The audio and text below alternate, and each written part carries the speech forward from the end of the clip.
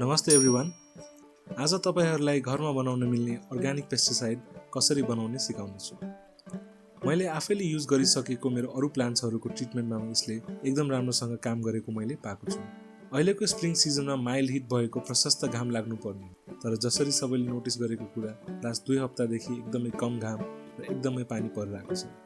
Half yearly fertilise गर्ने सिजनमा अहिले मेरो पीस लिलीको प्लान्टलाई मैले अर्ग्यानिक खाद राखेँ।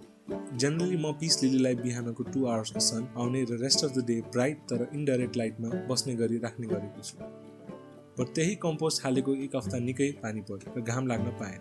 त्यो हप्ता बितेपछि मैले आफ्नो पीस लिलीको माटोलाई चेक गर्दा माटोभरि सानो सानो किरा देखेँ। यो किरालाई रूट म्यागट्स भनिन्छ। यो किरा चाहिँ माटोमा मोइस्ट इन्भाइरोमेन्ट भएर र माटोमा हालेको फर्टिलाइजरबाट न्युट्रिएन्ट पाएर पलाएको हुन्छ।